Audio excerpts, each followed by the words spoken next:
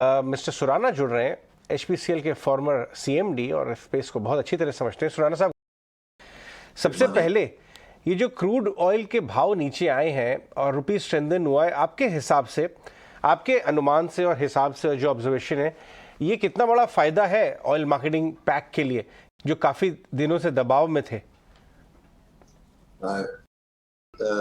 जैसे पिछले आपने बताया थोड़ी देर पहले और जैसा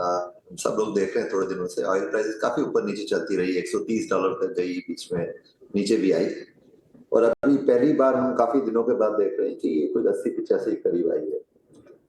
तो बहुत सारे इश्यूज थे, बहुत सारे रीजन थे जिसके कारण ऑयल प्राइस ऊपर नीचे गई, लेकिन आज की तारीख में ऑयल प्राइस का जो नरेशन है वो मेरे ख्याल से 3 चीजों से गाइड हो रहा है।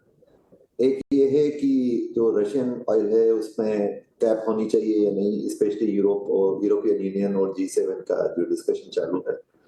और उसमें जो मैरीटाइम सर्विसेज इंश्योरेंस कंपनी जो यूरोप वगैरह से डोमिनेटेड है वो उससे बिजनेस कर पाएंगे नहीं कर पाएंगे, वो एक इशू है। दूसरा चाइना की जो डिमांड है, स्पेशली जब अभी वहां पर कोरोना के कुछ ज्यादा केसेस नजर आए हैं, उसके कारण चाइना की डिमांड में थोड़ी तकलीफ है। और तीसरा ये है कि जो ओपेक प्लस जो ब्लॉक है वो कह रहे हैं कि वेदर दे विल कंसिडर कि क्रूड प्रोडक्शन में थोड़ा और कट होना चाहिए। सो मेरे ख्याल से आज की तारीख में डिमांड ड्रिवन ये नरेशन है रादर देन सप्लाई ड्रिवन आज की तारीख में, क्योंकि जो प्राइस कैप है उस पर अभी सहमति उनकी बन नहीं पाई है, और वैसे भी जो प्राइस कैप की बात हो रही है, रशियन ऑयल ऑलमोस्ट उसी रेट पर ही इंडिया में आ पाता है, Ural rates specially.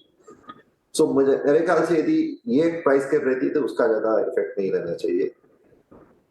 OPEC block मेरे ख्याल से $80 की अपनी फ्लोर प्राइस को शायद प्रोटेक्ट करना चाहे, तो यदि प्राइस उससे नीचे आती है तो वो थोड़ा प्रोडक्शन कट लेने की कोशिश करे, या जो 2 मिलियन बैरल्स पर डे का उन्होंने प्रोडक्शन कट अनाउंस किया था नवंबर दिसंबर के लिए, उसी को थोड़ा और रोल ओवर कर ले मुझे लग। इन सब को देखते हुए मेरे ख्याल से क्रूड ऑयल प्राइस 80 से 90 के बीच में रहने चाहिए। यदि क्रूड ऑयल प्राइसेस नीचे रहती है तो ऑयल मार्केटिंग कंपनीज को डेफिनेटली इससे थोड़ी राहत मिलेगी, क्योंकि पिछले कुछ दिन से जो डोमेस्टिक प्राइसेस थी, प्रोडक्ट्स थी, वो इंटरनेशनल प्राइस से थोड़ी अलाइन नहीं थी, जिसके कारण ऑयल मार्केटिंग कंपनीज के बॉटम लाइन में भी इंपैक्ट देखे गए पिछले 2 क्वार्टर में।